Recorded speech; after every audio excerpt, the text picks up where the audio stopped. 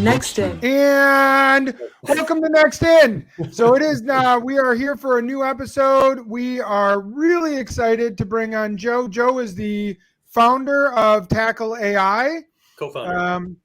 And so before we even hit record, we got talking. That doesn't work. We've got too many good, fun things. We're going to talk all things Chicago, how Chicago definitely has better pizza than New York. We know that. That's not even going to be much of a debate here. Mm-hmm. And stuff about TackleAI, technology, offices, etc. So we're going to have a lot of fun. Hopefully everyone enjoys it. I'm going to start right away. Joe, give us an introduction into you and TackleAI. Tell us a little bit of the story of your company, how it came about, what it does, etc. Sure, absolutely. So my name is Joe Stecher. I'm the co-founder. I do appreciate giving me the full credit, but I do not need to take it. You're the brains behind the operation. Shh, don't tell them they are founder. No. So I'm Joe Stecher, co-founder, and CGO, which is a fun title I gave myself. It's the Chief Government Officer. So it's a huge growing industry with artificial intelligence to help out they call them warfighters. It's kind of a new term for folks in the military, whether it's Air Force, Navy, the Marines, Coast Guard. They call them all warfighters. But anyways, I'm kind of taking over that side of the business because there's a huge demand for artificial intelligence in that space, especially with China and Russia and what they're doing, given the last elections and whatnot. You see it all day, every day. So it's a big avenue for our company here at TackleAI, and you have some cool products that we're making for them. So so TackleAI, we started in June of 2017. So we're going to turn 5 in 2 months, which is going to be a big milestone. 90% of companies fail in those first 5 years, and we are thriving. Kind of a precursor, Taylor, like what you mentioned, is we just moved into an office that's 4 times the size of our last office. And so right now we're swimming in it, but I see it as a fun challenge to actually grow a company. Is it like everybody sitting there playing rock, paper, scissors around like who gets their own office and who doesn't? And you're like, who gets the privates? Who doesn't get the privates? Because we're getting ready to experience the same thing where it's like, well, we have 20 people in the office and there's technically 12 private offices. So does everyone get a private office or nobody? Like, it was interesting to actually see folks, when the developers and everyone else, when they came in here, I was debating, are they going to want to move every day, or are they just going to sit up shop at one spot? Because it's a very open concept. We have offices, we got conferences, breakout rooms, but majority of it is just open space, right? And everyone's just gravitated towards the window, right? Just everyone's right by the window. We've got spaces for 80 people, and we only have 25, 26 people right now. So everyone's right along the window and staring out at the gorgeous Chicago skyline, I might add, since we're out in the northwest suburbs. But yeah, it's kind of interesting to see. So I'm curious to see what they do with your guys' new office. It's like identical situation to what you're going through, almost identical size and everything. Nice. So I'm gonna say this at the beginning. I kind of want like a ticker. I'm like, how many times do we talk Chicago throughout this entire thing? Where it's like we're a super troopers getting ready to put meow in here somewhere. Like, how many times is Chicago gonna get brought up? And Jamie's keeping track. We are up to 4, which means we are 100 off of our goal. 5, 6. There we go. Nice. And so tell us more about TackleAI and what y'all do for the military specifically, as that's kind of your focus. You're implementing obviously AI in the defense space. So tell us a little bit more about it. Yeah. So TackleAI, in a nutshell, what we do is we're a next generation artificial intelligence that automatically discovers data on completely dynamic documents. So in other words, we can find data points in documents that never look the same twice, but these data points that are never in the same place twice. So think like healthcare, for example. You get a lot of doctor dictation notes, right? Doctor dictation notes are never the same twice. They could be, paragraph wrong. They could be 1,000 paragraphs long. Well, they're never that long. But anyways, our AI is able to go into that information and pull out the important parts automatically without having to have a human in the loop. So anyone, and I don't know why they would, but anyone who wants to get into data entry, don't, because your job will go the way of the dodo bird. All right. Mm-hmm. And besides, like, people are, not to sound facetious, but people are beneath that, right? There's no need to go and waste these amazing brain cells we have up here on just doing boring, mundane data entry. So we're going to automate that. And so that way folks can go ahead and be leveraged for those higher, more business critical uses instead. That's awesome. And so how did you stumble into this? So you're obviously your career started from, anyone can go connect with you on LinkedIn, and I would encourage everyone to do that and go follow Tackle AI and all that. But you look at it, it's like, okay, cool. So being from Chicago, number 7, Jamie, being up in the Chicago space, right? If you're one of the major employers up there is CDW, you get a job over at CDW, and that's where you get your kickstart. How did you end up where you're at? Well, what's kind of Joe's story? Yeah, that's funny. That was my first job, was at CDW. Straight out of college, I went to good old Bradley University down in Peoria, Illinois, and got my job at CDW. Hated it. No offense to CDW, but this is, I got a lot of gray hair going on, and what's not turning gray is falling out. But ultimately, it was not for me. Like I liked interaction. I like meeting with people, talking with people. And at CDW, you're sitting on your butt for 12 hours a day, banging out phone calls, 120 a day. And when you leave at 7 p.m., you've been there for 12 hours, and your manager says, "Hey, half day today, Joe?" And I'm like, "You son of a gun." It's changed. It's definitely changed. So I'm not throwing CDW under the bus. We actually good friends still there to this day that I started with. We buy our computer equipment from CDW, so they're phenomenal. Just it was not the environment for me. So long story short, I left there, went completely the opposite route, and I went into real estate. Loved real estate. Obviously, a lot of personal connection. Bought, sold houses, flipped houses, do property management with apartment buildings, the whole 9 yards. That's actually where I met another gentleman. Started 2 companies during my time there doing real estate. And met a gentleman there. I was helping manage his properties. And he was a doctor. And he said, "Hey, Joe, I started this consulting thing, 4 months ago. I'm just a dumb doctor. You went to school for business. Can you help me?" I said, "Sure." And then 5 hours a week of help turned to 10, turned to 20, turned to 40. I was like, "Dude, I'm working more for you than I am on my own stuff, and you're not paying me. So we need to change this, right?" So then he brought me in, gave me ownership of the company, and we grew that into being the 7th fastest growing company in Chicago. Inc. 5000 ranked it as the 297th fastest growing company in the entire U.S. So did a bang up job there.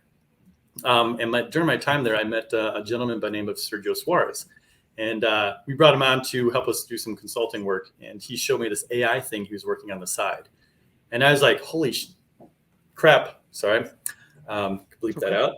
But holy crap. Like I wanted not to take cues from Silicon Valley. If you guys ever watch that TV show, but Silicon Valley, I wanted to revolutionize healthcare because my dad was a cancer survivor 5 times over. And I just saw firsthand what the healthcare system, the issues it had. So I wanted to revolutionize that, but then I saw this AI and I was like, holy crap, that you can revolutionize any industry. So I had a successful exit from that company I mentioned. Sergio was at another startup and he had a successful exit from there. And then we kind of joined up and said, hey, let's actually make this a go. So that's where TackleAI came from. Wow. So you guys have gone through extreme growth. What would you attribute the growth of your company to, from both industry-wide, why it's grown, but then also internally, what has caused the growth of, again, you guys just opened up office space that can house 80 people, going through massive growth. You're about to hit your 5-year anniversary, et cetera. Yeah, it's kind of cool. Like last year at this time, we had, I think, maybe 12 people. And now we're at 26. We got 2 more joining. And we need to go ahead and double again by the end of the year, right? So it's been a fun growth. What's kind of wild is we did all this growth during the pandemic. It's the pandemic hit and it really shut down. I feel bad for a lot of businesses that went out of business. It did the opposite for us, right? We intelligently automate workflows, right? So when folks couldn't go in the office and do their job, businesses were calling us and saying, hey, I still need that work to get done, but I don't have people right now that can get it done because we can't go in the office. So we would go ahead and be called upon to automate those workflows. So it was a boon. It was a big boon for us. We focus on legal, healthcare, and finance industries. There's a lot of crossover there. Our AIs, we've already pre-trained in those 3 verticals. So it's a really kind of a lighter lift for us to get some companies off the ground. And right now we're working on massive redaction projects for the legal industry.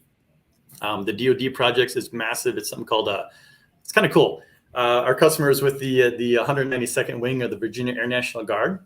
It's called the HR Smart Weapon, which is a badass name for something that's kind of boring. Because I was gonna say, you go home and you're like, you're gonna get a tattoo of like some, like big crazy eagle on your shoulder, and it's like, well, really, it's just a computer program that just does stuff for HR, but. Yeah, literally, that's all nobody wants. It's so badass. It just makes it to where we don't have to worry about the little things. Yeah. You know what? It was so badass, guys. They actually made its own logo. Like HR Smart Weapon has its own logo. And if you go to our YouTube channel, you'll be able to see a video. It's called the HR Smart Weapon Results. Check it out. It's only 62 seconds long, but it really kind of highlights what we do and what we're bringing to the table. We're literally saving them 156,000 hours just by automating one document. And that's just one. Crazy. The DoD has thousands.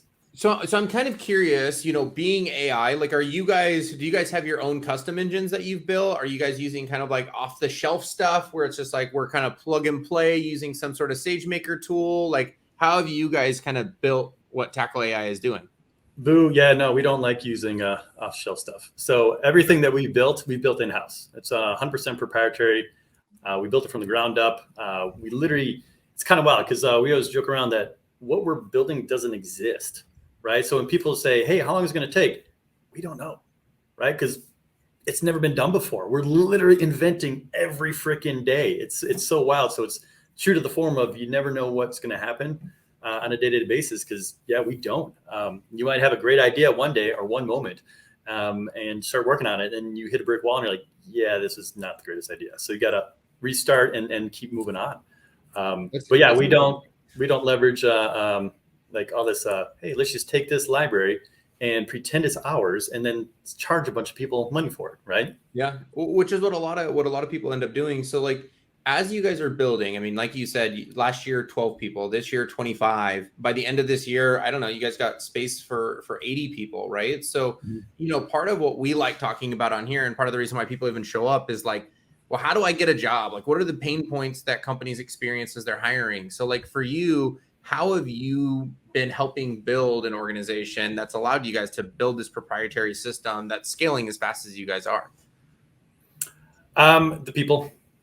Honestly, it's about hiring the right folks to fit the need. Like, since we are, and I did say we're picky, but we have to be, right? Not only are we a startup, but also because we can't just get any Tom, Dick, and Harry off the street and say, hey, just monkey, go ahead and turn this wrench. It doesn't work that way, right?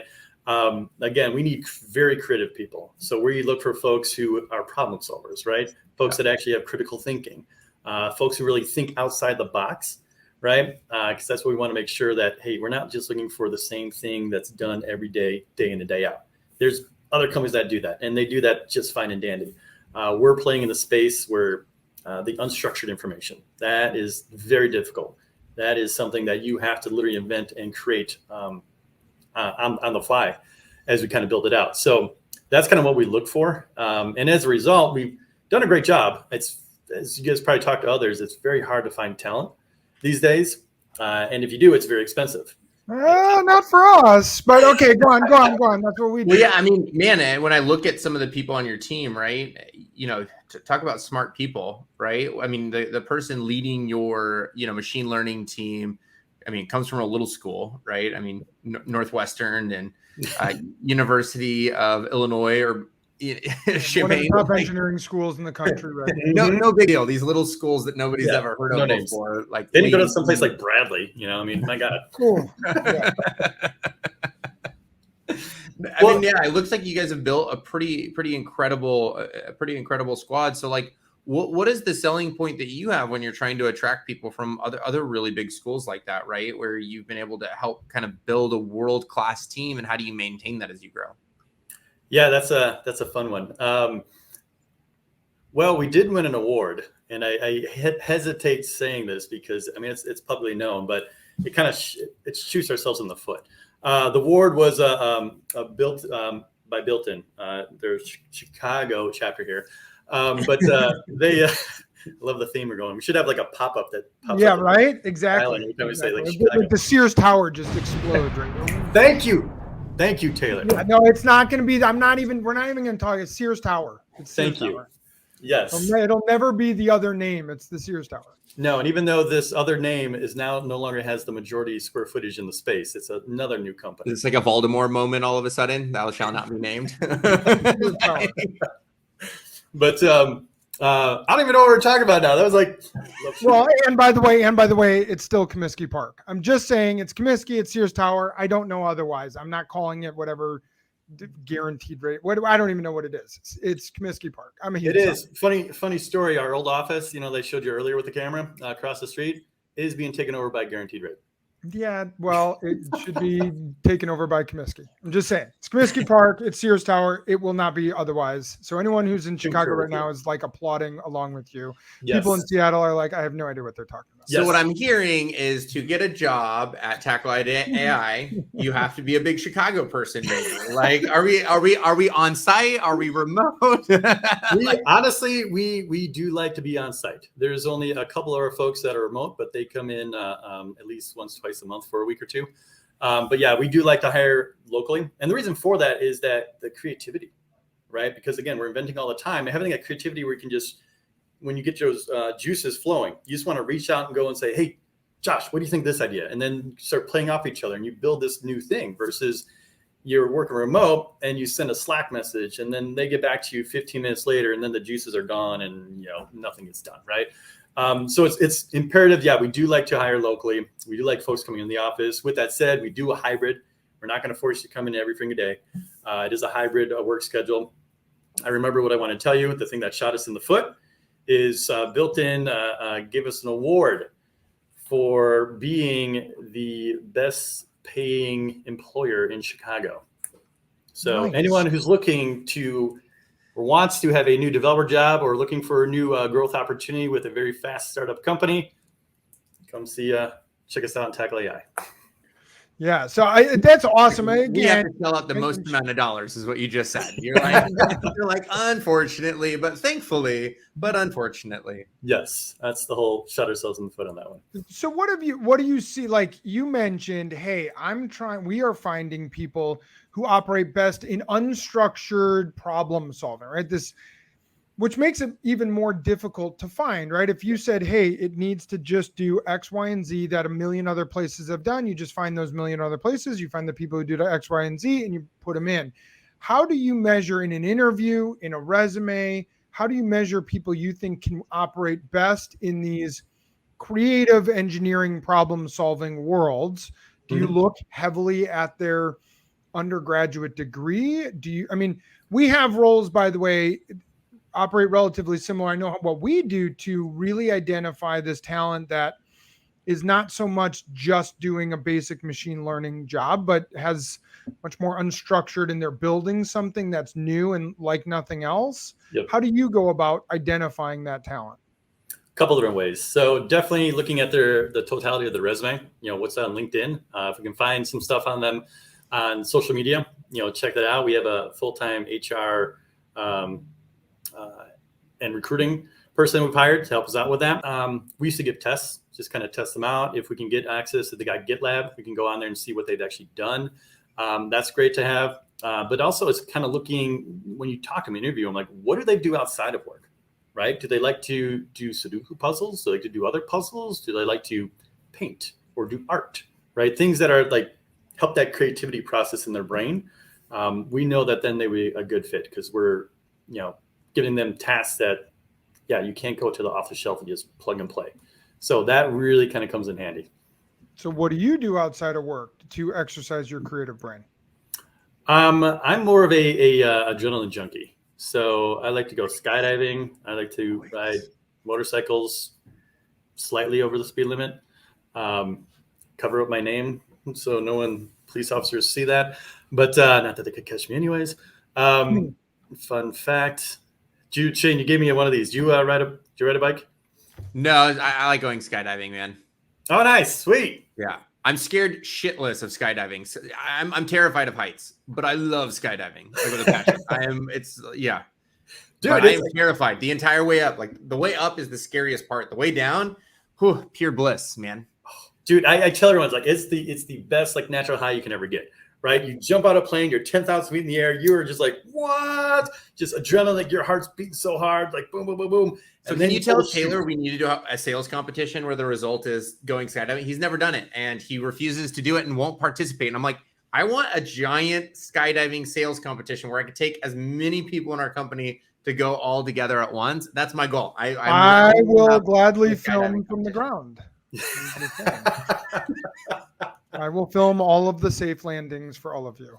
It is amazing, guys. It is so, honestly, it's so, your adrenaline's growing crazy. You pull the chute and then it's pitch quiet, like absolutely pitch quiet. And you have a gorgeous view, 360-degree view of anything taller than, anything, at least in the US. It's So fun fact. It's amazing. First time ever on a plane in my entire life. I was 18 years old, 19 years old, somewhere in there. First time ever on a plane was my ride up to go skydiving for the first time. I had never in my entire life been on a plane before. And I won a sales competition with College Works Painting, which is, in a past life, how me and Taylor met before Next Level. I won a sales competition as an intern, and yeah, it's first time ever skydiving. Loved it ever since. It's amazing. That's amazing. How many times have you gone, if you don't mind asking? 17, 18, something like that. Yeah, I've gone only 26, so not too crazy. But maybe number 27 is the not so good one. I'm just saying. Hey, this is why you can't go. You never know. I have 5 kids. I can't do it. You have a better chance of getting struck by lightning. So apparently you're not allowed to go outside anymore. That's true. I also should not go outside. Facts. So, yeah, well, I have 5 kids. I get my adrenaline from that. Chasing them around all the time is keeps me going. So you like to exercise your adrenaline brain. You look for people in these interviews that are somehow pushing I think it's the right side of the brain, right? That's the creative side, right side? Sure. Whatever. One of the sides of the creative brain. So you're really pushing for that creative brain. How do you we're kind of going through this, hey, we're moving offices and we are also mostly on site, semi-hybrid model. And it's something that's really important to us, but I don't want to sit here and lecture everyone. How do you create an awesome environment where, there are a lot of people who the sexy, cool thing up until about a week or two ago, when now you've been hearing otherwise, but the sexy, cool thing was a fully remote, we're fully remote. How are you able to keep everyone excited about this idea that we're going to be on site and why it's important to tackle AI and why tackle AI has grown so much, even during the pandemic, by having people in an office? Easy. Beer. There you go. We do have plenty of beer in our fridge here too.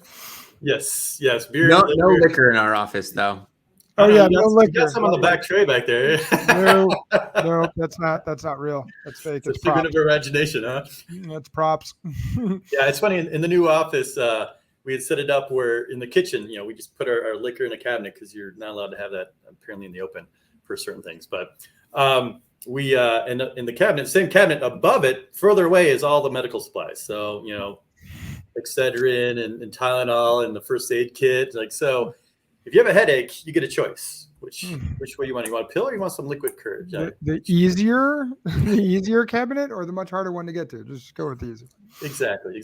But no, that's also on top of that. We do things here called like tackle huddles, where every once in a while we just have everybody come in on a Friday and work in the morning, and then the afternoon we cater lunch. Obviously, you have all the drinks you want, and then we just start brainstorming.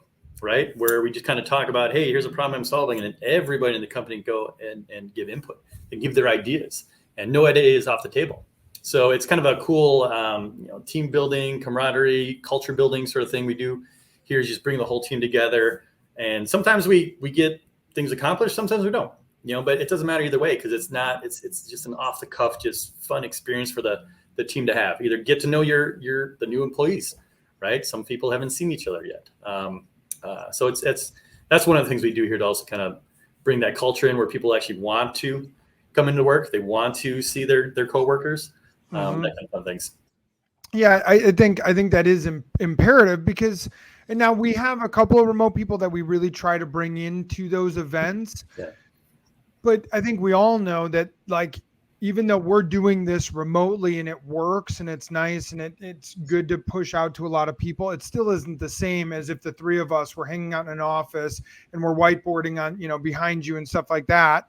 There's so much more, I think, that at least emotionally comes out of that than when you're on a Zoom meeting. Zoom's the new Kleenex, right? The Zoom meeting or the Google Hangouts or the WebEx or whatever it is that you're on.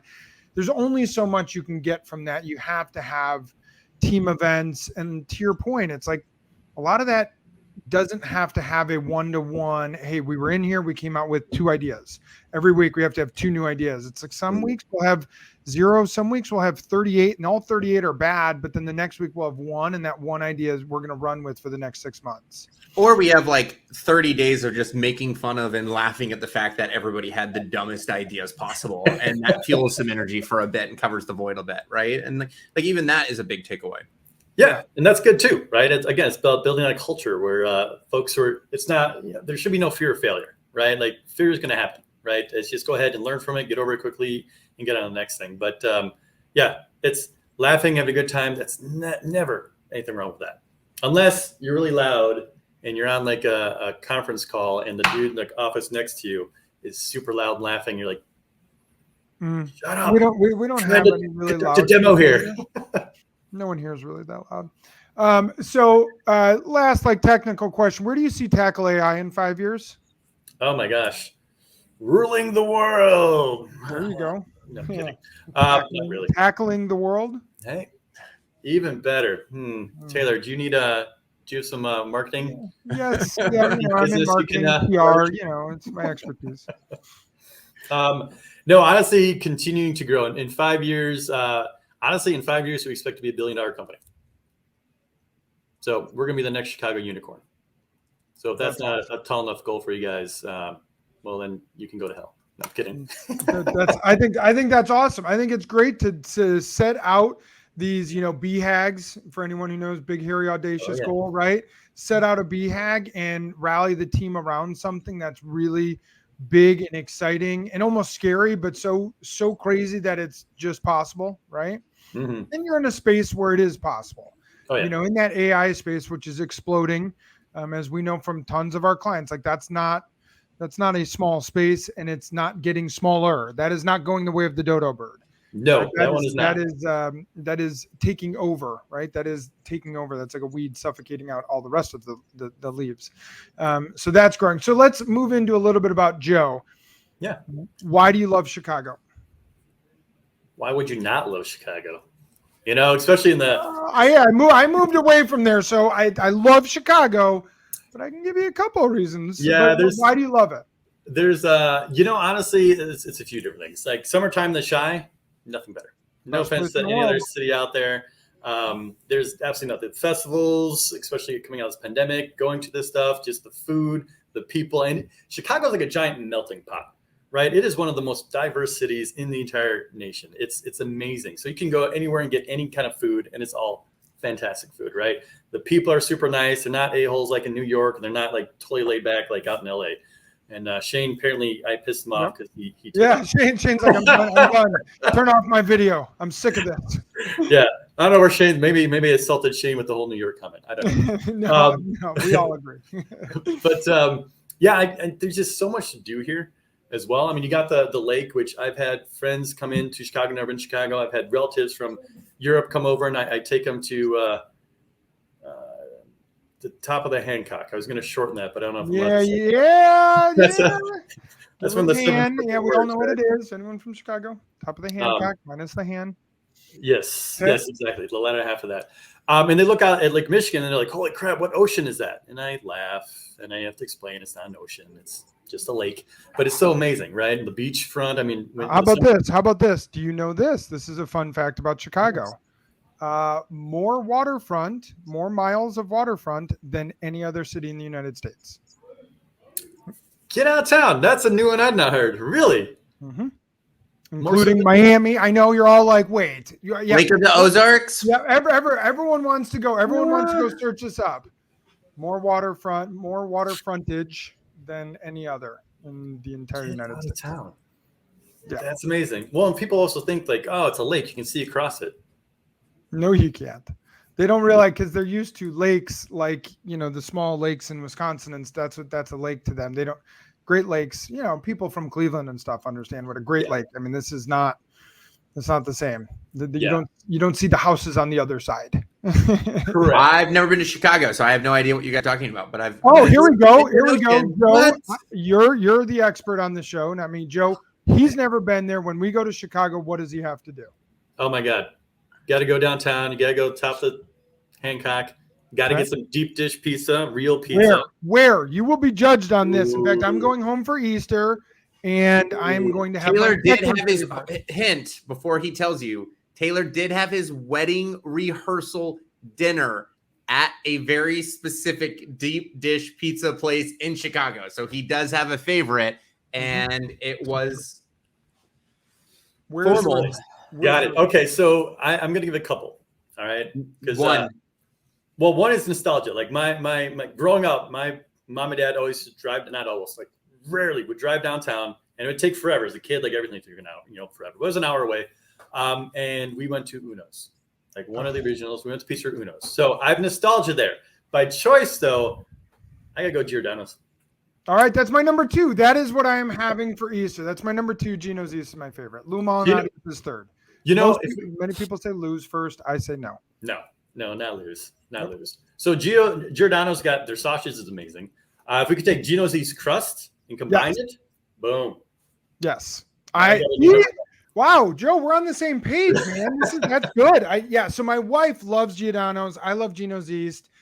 Giordano's, I think, probably hits more the masses than Ginos East does. That's my guess. It's a little bit easier for anyone to accept it. Ginos East, I don't know. It's more niche, in my opinion. It is. And Giordano's is everywhere now. They've got their place there where you can get it, ordered and delivered to your house tomorrow. Even wherever Shane's at. I don't know where you live, Shane, or where you Nashville. We're both in Nashville. Oh, nice. I love Nashville. Ginos East had a spot in downtown Nashville for about 6 months before it closed down. And it, by the way, though, not the same as Chicago. Still, at least somewhat of a taste of home, but not the same.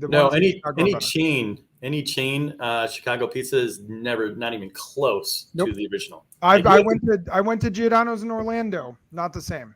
No, nope. It's not. Like I remember. So I remember I was eating. Where do you go for a dog? Ooh, this is probably the one and only chain restaurant in Chicago, and we'll actually recommend you go to Portillo's. Okay, that's where you go for cake. You're gonna get a dog. You go to Gene and Gene. I actually don't like their cake or their chocolate cake shake. No. All right. Well, now my wife doesn't want to ever speak to you. All right. So for an activity, what should Shane do in Chicago? Activity that he's got to do. Well, he's a bit of a thrill seeker. You could do the ledge on the Sears Tower. You could do the tilt, which basically is the Hancock, where basically you hold on to the side of the building and it'll tilt out. So you looks like you're falling out of the side of the building, but you're not. Ferris wheel, Navy Pier. Yeah, I was gonna say Navy Pier is a classic. Go to Millennium Park. Just walk around, people gaze. That's cool. Go to a free concert out there. They always have those in the summertime. Check out a free concert in Millennium Park, right along the lake. It's kind of cheesy, but really a good way to see a lot of cool places in Chicago is just go on a Segway tour, or go on a ghost tour. Oh, that's kind of cool. Well, or go on an architectural river tour. Yes. The river tours. That's pretty iconic in Chicago, and it's awesome. Yeah. Have you ever been on a river taxi, Shane? Yeah. Those are the ducks aren't safe in Seattle. The ducks get more accidents in Seattle than anything else. Like I feel like every day in Seattle, I don't even know if they run anymore because the ducks in Seattle just would get hit every single day because they're just dumb. So Joe, you and I will plan an itinerary for Shane and his girl Stephanie to go up to Chicago for a weekend, and I'm telling you, he would absolutely love it. Yes. He would have a blast. I can tell him right now. Go to River North and all those spots. He would love it. Oh, so yeah. last question, and you get judged most heavily on this one. Man. We ask every person this, and so far, most people have given good responses, and Shane has not seen almost any of them. What's your favorite movie? Ooh. I'm going to go with Memento. Oh, that's a good movie. Come on, Shane, seriously? I've never seen Memento. No? Dude, Really? Memento, it's like, I mean, it's old. It was like 2000, I think, but I loved it. It's one of Christopher Nolan's original movies he directed. And I loved it because the way they put it together was so different. Like some of it goes backwards and some of it's forward. It's so different. Really I love that, cool. that creativity behind it. Hence why I think we have an AI company, right? Yeah, you got to check it out. It's really cool. Memento is awesome. I loved it. I thought you were going to go with like an iconic, like Blues Brothers, right? Like a Chicago film. Well, that would be too easy, right? Too easy, too Chicago, right? Yeah. Too Memento, put it on your list, Shane. I haven't even seen like photos of this ever. Oh yeah, he lives under a rock. Yeah, do you even know what a movie is? Yeah, clearly not. If you watch our other videos, I've seen like maybe 2 movies total so far. Like, oh my, what do you do with your? Do you have free time? Yeah, with your life? Clearly, I watch trash TV. I and he goes skydiving. I'm currently stuck on Yellowstone like crazy. It's awesome. Which I do got to check out Yellowstone. I really, really do. Yeah, I haven't seen any of that. So I've heard. I'm a dickhead. I was up till 2 a.m. I was watching Yellowstone today, and then that's why I pounded like 3 of these today. So it's not a beer; it's an electrolyte drink. So everyone out there is like, "Oh my gosh, he's drinking on the show." He is not drunk. He's drinking a little bit. It's the booze behind him. The booze behind him. So, Joe, this was awesome. It was a lot of fun to hang out and talk Chicago, probably more than anything else. So how can people get a hold of you? You got people are dying to go work for TackleAI or just check out your product, stuff like that. How can they find you? How can they find TackleAI, and how can they connect? Yeah, and connect with me on LinkedIn. It's just linkedin.com/Joe Stecher. It's nice and easy. Connect with me. Love connecting on LinkedIn for sure. A lot of business is done there, even on the D2D side, which is weird. But on the business side, TackleAI. So www.tackleai.com. We actually just launched our new website. So feel free to check it out, look at it. You can get demos on there and talk to us in person and see how we can go ahead and help you guys intelligently automate your workflows. That's awesome. Well, Joe, thank you so much for joining us. Everyone, go check out tackleai.com and connect with Joe on LinkedIn. Thank you again for joining us, and I cannot wait to have Giordano's when I get home. I know you made me hungry. Yeah, I know. I'm dying. All right, well, thank you so much. Everyone, goodbye. Next day.